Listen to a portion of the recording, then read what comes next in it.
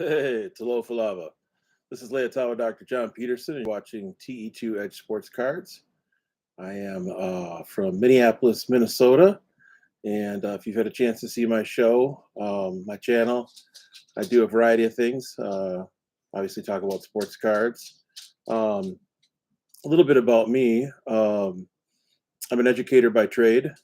I came to the Twin Cities, Minneapolis, and St. Paul in 1999 to be a teacher, and taught for about 7, 8 years, and then was an administrator for about 10 years. Was an assistant principal, director, executive director. In 2012, I started my own small business. That was about 10 years ago in October, and didn't do much with the business in the first 7, 8 years because I was working for a school district. At the time, it was St. Paul Public Schools, and just too busy with life, family, work, friends, that sort of thing. In 2017, 2018, though, I got out of education, formally out of education, and started my own educational consulting firm. And so a lot of the work that I do is relative to educational reform. I do some lobbying, so I'm registered as a lobbyist. I also have a realtor's license, and just dabble in a variety of different business enterprises. I'm also a musician, professional musician, and I've written a book. I'm an author. Wrote my book, Uncovering Indigenous Models of Leadership. I'm originally from Samoa, so I'm Polynesian, Pacific Islander. Wrote my book in 2018, and there's an album of music that goes along with that, which you can find on Apple or Amazon or whatever platform you want to check out. The music and the book go together. The text is used at a few universities. One of them is St. Mary's University here in the Twin Cities, and it's used in their doctoral program for leadership, educational leadership. So I do a lot of speaking engagements. Going to be at the U of M this weekend doing a speaking engagement, and generally just really enjoy running my own business. It is an absolute blast to be the captain of your own ship. If the ship sinks, I'm the one that gets blamed. And if the ship sails, I'm the one that gets the credit. I really encourage people to check out starting their own business. I've helped mentor, oh boy, 8 to 10 different people, mostly men of color, mostly Black men, a few women, in starting their own businesses. And it's been a lot of fun mentoring them and helping them get started and seeing their businesses take off and become successful. Because that's really what it's about. Your success is my success. And so if we work together, there's really no limit to how much we can achieve through partnership. So I've been really blessed in that regard. I'm a husband, father of two. I have two teenagers, and they keep me and my wife busy, and really enjoy family time. I've also really enjoyed doing sports cards here in the last year. You know, I've been collecting since 1981, I think was when I bought my first pack of baseball cards. 1981 tops, baby. If you're familiar with that set, there's a lot of good cards. Not a lot of good rookies in that set, but a nice set nonetheless. Really got into cards and sports in 1982. The Milwaukee Brewers. I'm originally from Samoa, but grew up in Wisconsin. The Milwaukee Brewers won the American League pennant, and we're in the World Series against the St. Louis Cardinals. That was the '82 series. That team in Milwaukee was called Harvey's Wallbangers. They were coached by former Detroit Tiger infielder Harvey Keene. And that team, that Brewers team, had Raleigh Fingers, Pete Vukovich, Robin Yount, Paul Molitor, Jim Gantner, Cecil Cooper, Ben Olovey. Just a really fun cast of characters. And of course, there was Gorman Thomas, Stormin Gorman Thomas. So got really into sports cards in 1982, and then '83 is when I really started buying sports cards in full. Got into football cards probably around '82, '83, but mostly in '84. Was definitely a fan of Marino, Dickerson, Elway, and bought a fair amount of those cards. So I've been in the hobby as a collector for 40 years.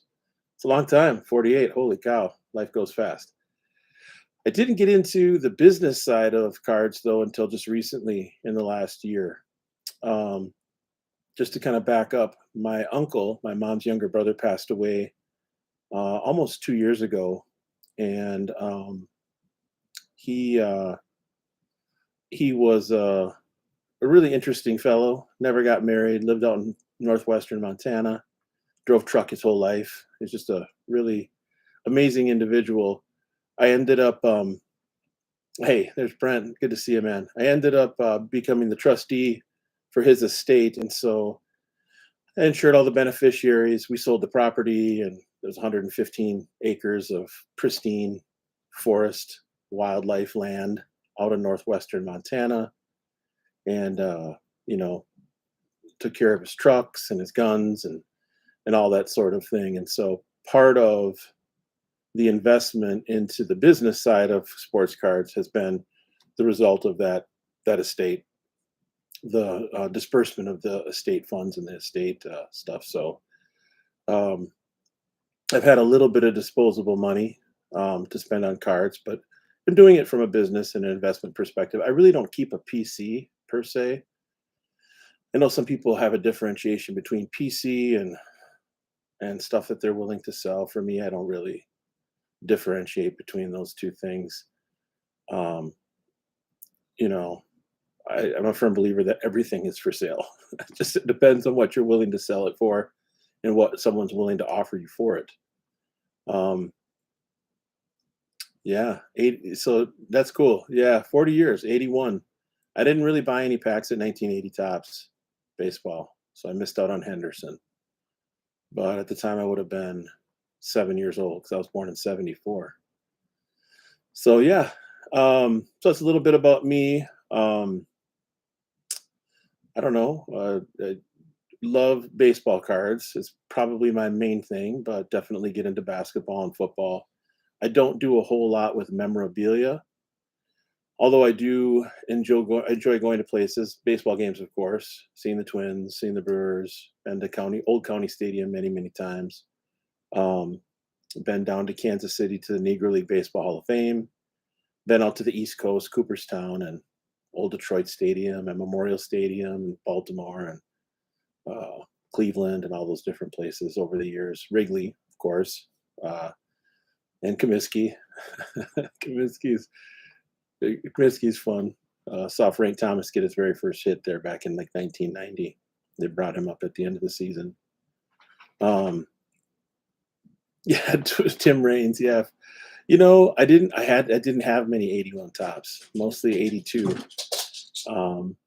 82 tops, a little bit of 82 Fleer, really hardly any Donruss. So yeah, I didn't have too many 1981 tops cards. I probably had maybe 20-25 packs worth of those cards, not a ton. Um, yeah, so I do the YouTube channel. Um, I don't really do it for.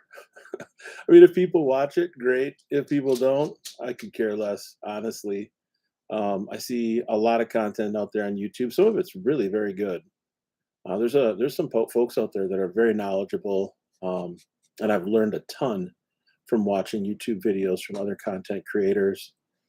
And it kind of spans the gamut. I watch the folks who kind of do the more journalistic approach. Um, John Tudor, yeah, he was a great lefty, by the way. Hit a great breaking ball. Um, let's see here. I enjoy watching. I watch Sports Card Radio, AIH. Let's see here. What else? I do watch Sports Card Investor Jeff Wilson from time to time. Find that pretty entertaining. Baseball Collector Investor Dealer Chris Sewell, I think his name is. I can't remember. I can never remember. Baseball collector, dealer, trader, buyer, seller. I'm not really sure what it is, but his show is good. I know he's got a lot of subscribers. I like the John Mangini collection. I haven't seen that in the last couple of weeks, but I've appreciated his programs and just so many different content creators that I enjoy watching.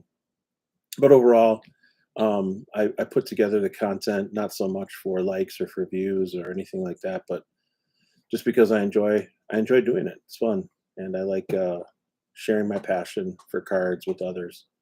I'm petting my dog, Charlie, down here. She's giving me some company down in the basement. So a couple things. I suppose I could do a reveal. And if I get some text messages during the live stream here, you'll have to forgive me if it makes a sound. I've got the microphone going tonight, so I got that for my birthday, and I think the sound quality is a little better using the microphone. So I picked this up recently.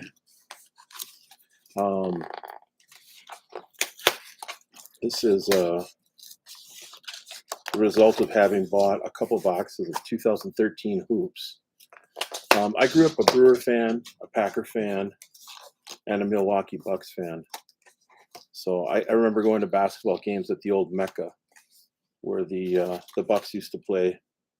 Some of those great teams from the 1980s, Terry Cummings, of course, Sidney Moncrief, Jack Sikma, guys like Randy Brewer, who went to the University of Minnesota, and then went to the Bradley Center a couple times. But have always been a fan of the Milwaukee sports teams, of course, the Badgers. Badger football is big where I come from, big in my family, as well as the Packers. But I got into some 2013 hoops cards. Oh, geez, this was probably about a month ago. And I did a box break recently and pulled a couple of Giannis rookie cards, which, Brent, I think you sent me a text earlier. You've got a number of those. The box was, I think I got two. They were about $500 a piece, so they weren't cheap, expensive, pretty expensive. Yeah, it is a very underrated card. And the thing that I like about those hoops cards is that there are inserts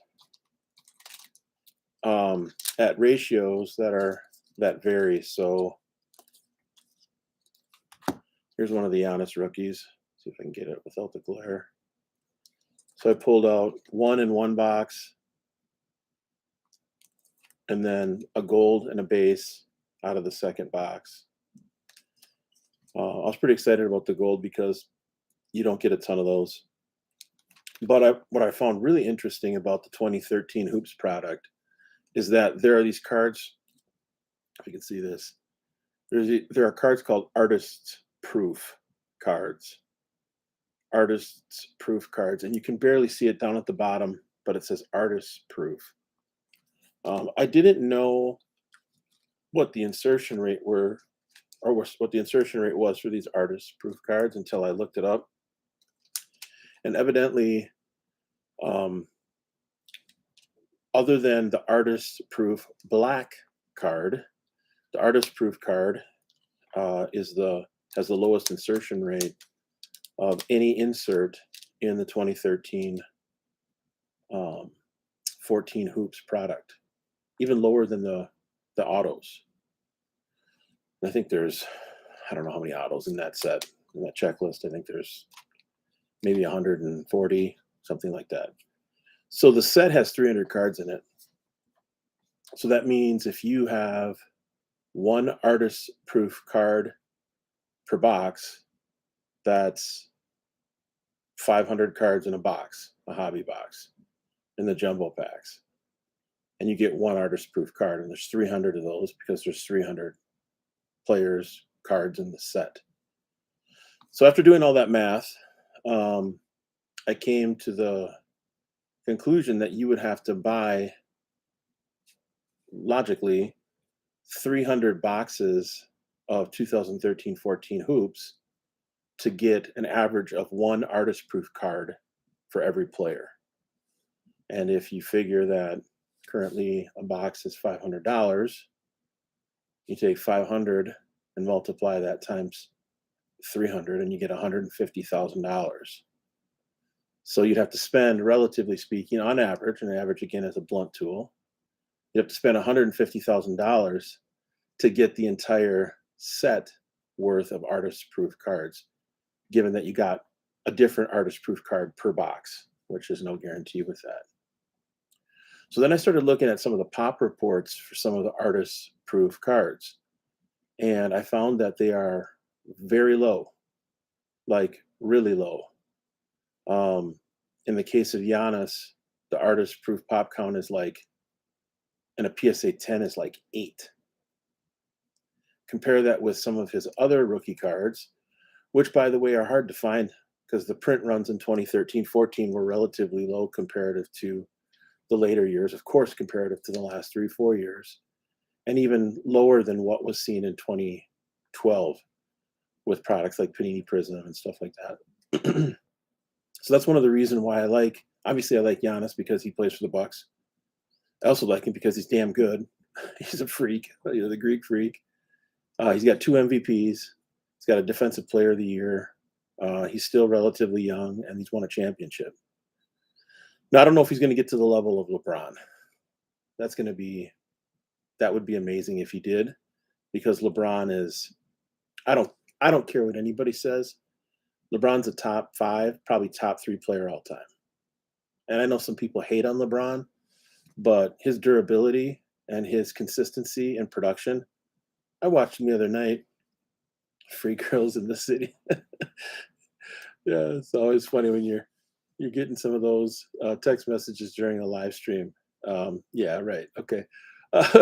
Um, I just watched him drop last week, 38 points, with 8 rebounds, 8 assists. Sounds good, Brent. Thanks. I appreciate that. Yeah, if they joined, great.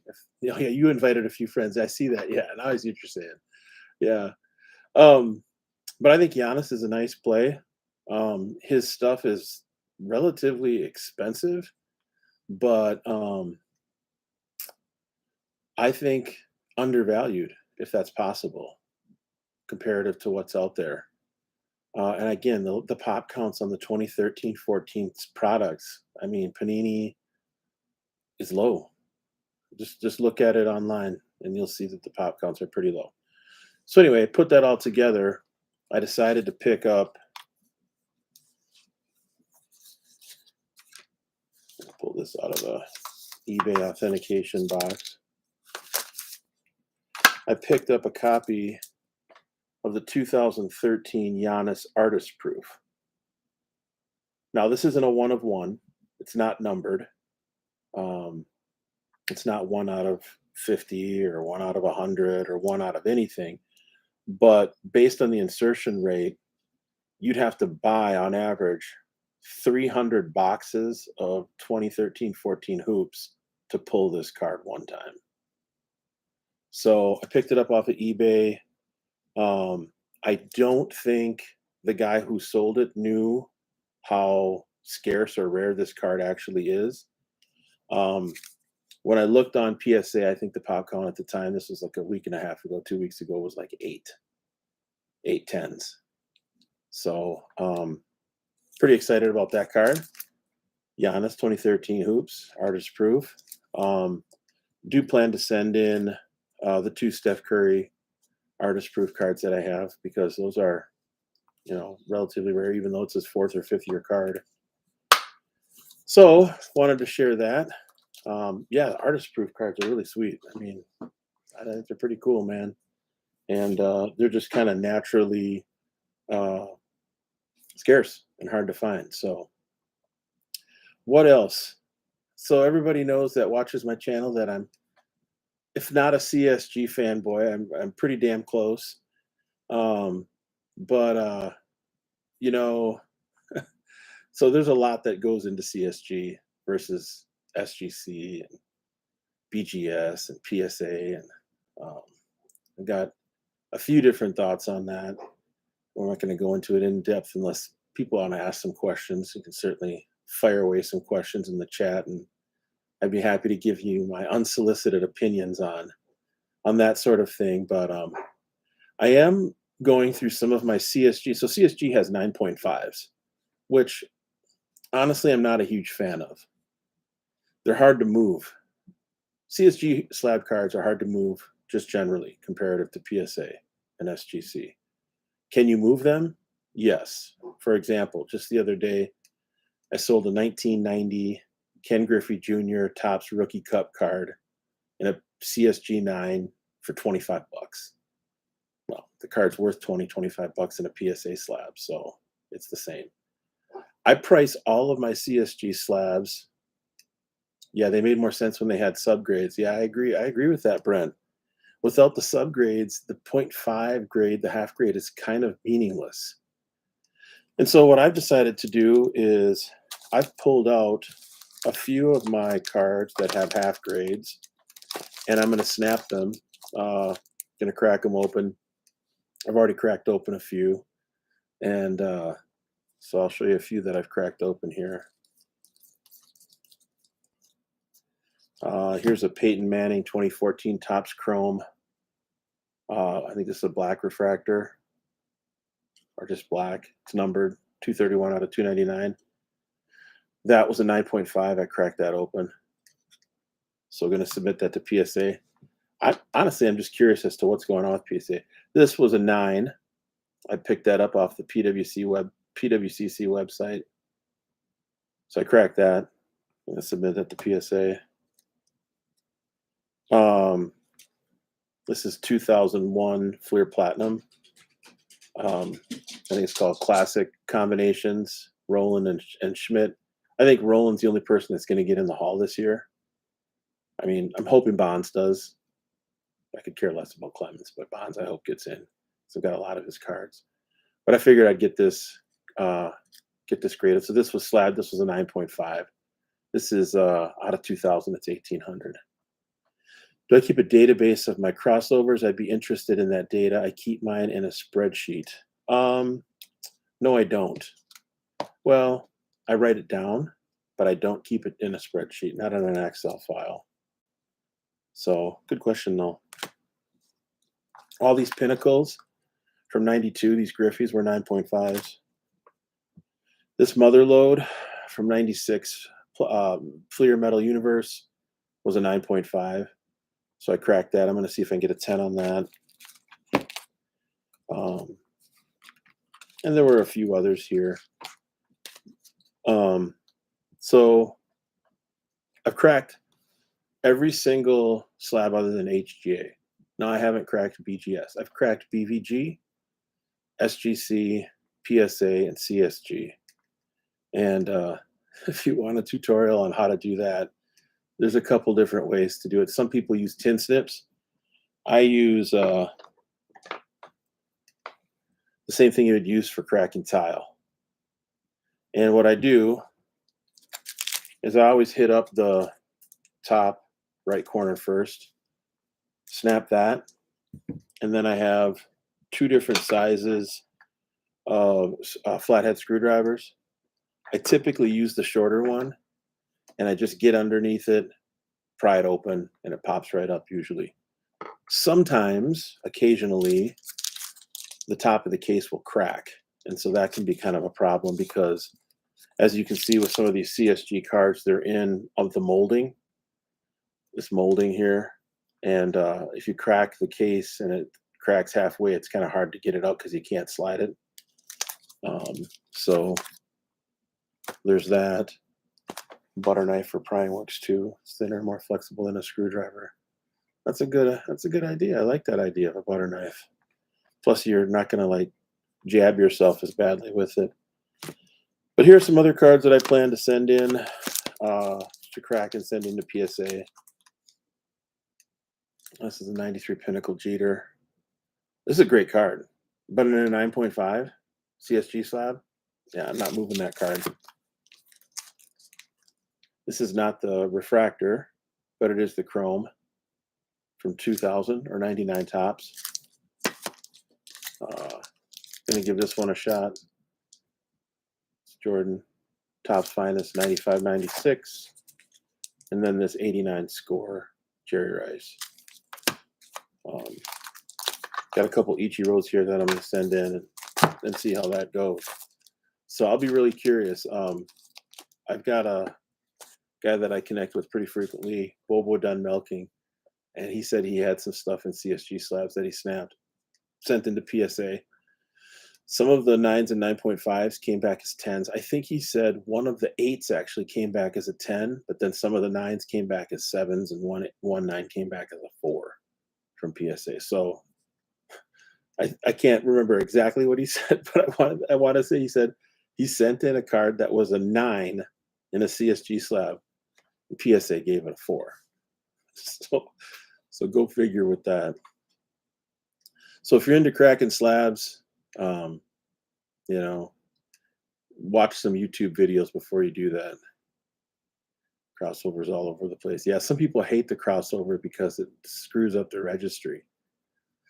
So a lot of those cards that I cracked, some of them are on the CSG registry. So some people who are purists don't really like that sort of thing.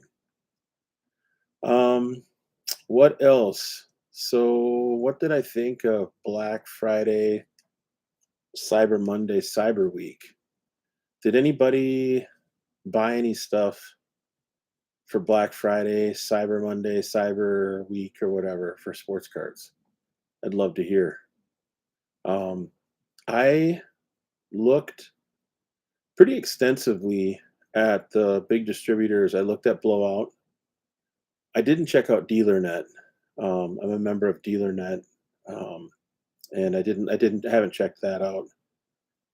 Dead in the registry. If you just think of it as the number of times that particular card received that grade, it's more valuable. That's a good point. Yeah, very good point, Brent.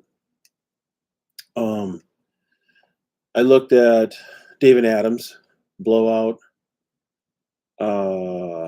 Geez, what else? Steel City Collectibles. Has anybody heard of Steel City? They're out of obviously Pittsburgh. I looked at BBCE. Looked at some of my local card shops. I think at Hopkins Ultimate Collectibles, they had 20% off of singles and 20% off of like the non-ultra modern wax. Which for singles, 20% off is actually pretty good if you can find something in good condition. Which I did. There was so packed there. There were so many people there the day I went that I just bought a few boxes of junk wax and made my way out. But I was not overly impressed with the sales on David Adams' website, to be honest with you. Most of their sales were like in the 5 to 10% off range. Blowout, kind of the same. Although I don't really get into the ultra modern stuff, so I didn't really case that stuff all that much. I was looking at mostly stuff from the 2000s, 2003, 2004, any 2005 football, 2001 tops, Chrome, update, stuff like that, and then anything older than that. Where I found the best deals were at Steel City Collectibles. They had consistently markdowns that were anywhere from 15 to 25%. Burbank Sports Cards is a good place too. Yeah, I didn't check out Burbank actually for their. I have bought a card from them. That's where I picked up that 56 Mantle in a BBG 7.5 slab. But I didn't. Did they have deals? They have discounts for Black Friday and Cyber Monday. Not sure. But I did pick up some 83 Fleer baseball. Picked up a few boxes of that. I would say the markdown on that was 25% off of what they had on it. And probably, let me do the math here.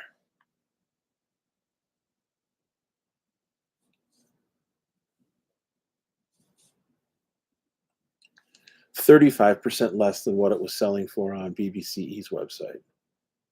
So I thought that was pretty good. I picked up a couple cases of 2002 Fleer Ultra WNBA basketball. I did a little research on that before I pulled the trigger. It's a 130 card set, so it's a short checklist. And there's a Sue Bird rookie card in there that in a 9 is selling for about 500 to 600. In a gem mint, I think the most recent sale is like 3,500. And there were 12 boxes in each case and 20 some packs, and I don't know, like 12 to 15 cards per pack. So numerically, it worked out, I think, pretty well. Yes, Sue Bird is selling that hybrid. Go on to card. Let me look on Card Ladder. Well, I'm not going to look now, but go to Card Ladder. Type in 2002 Ultra WNBA Sue Bird PSA 10, and you'll see 2.5, 3,000, 3,500, selling for a pretty decent amount in a PSA 10. Now, I don't know how hard it is to get a PSA 10. It might be damn near impossible, but based on what I purchased, you had a 96 Pinnacle WNBA cards. Oh, yeah. Well, yeah, I think the market on WNBA cards is shifted just in the last few years. So yeah. Well, anyway, I think I my dog is whining to go outside. I hate to get up and interrupt this riveting performance I'm giving here tonight.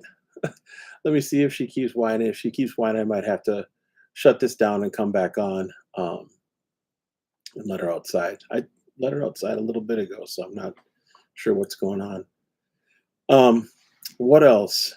Yeah, I've got to go. So looks like Brent's got to head out too. So yeah, that's a quick little live stream, 30 minutes. I might jump on and do a video a little bit later. This is not really the best setup for doing any sort of a box break. I don't have a camera connected to the desktop that can show both my face and also the cards that are getting opened up. So I'll have to figure that technology out for next time. Thanks for watching. Appreciate you all. Stay blessed, Manwia. Peace out. One love.